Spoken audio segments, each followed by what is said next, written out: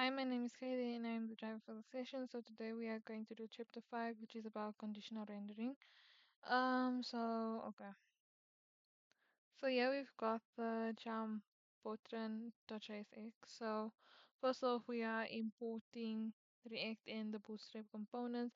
So it imports React card button from the React Bootstrap that was created as a style UI, and then also it defines the functional component Jam.Botran over here.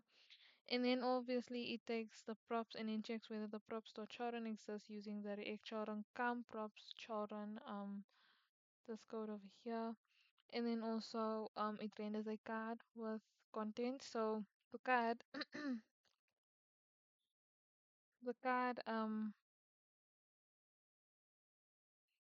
sorry the card component is a margin of 10 for spacing inside the card, a heading that says hello world, a conditional paragraph. If props.charon exists, it displays a children, otherwise show a default text and a button labeled for learn more. Also, it exports the default jump which allows other imports to be used elsewhere. So when we take a look at the server over here, we can see this is the text and yeah the button. So and yeah, it's also the card. So that's about it. And then moving on to chapter 6, we are building forms with hooks. So um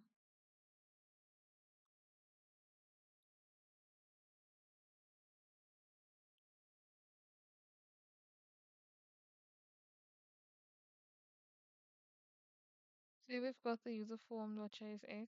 So uh here we are just importing in the initial state.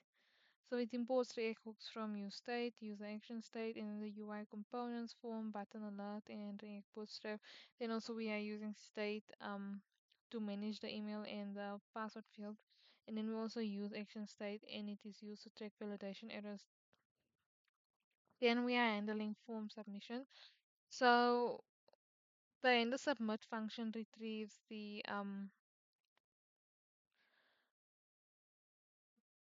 it retrieves the email and the passes from the form data, and the email validation checks if it's empty, a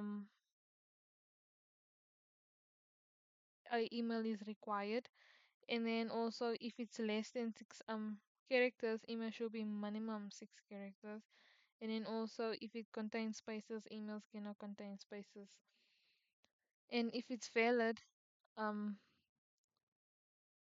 the email error state is cleared and then alert displayed enter credentials. And then also we just managing the errors with use action state. So the use action state helps with track validation errors that and also maintaining the state across re-renders. And then the state object holds the error message for email validation. And then also we've got the UI rendering. So a form see something. Okay.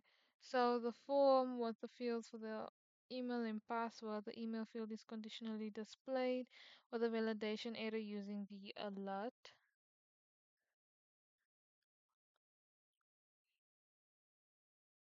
And then a submit button triggers for the form submission, and then the current values of email and password are displayed below the form.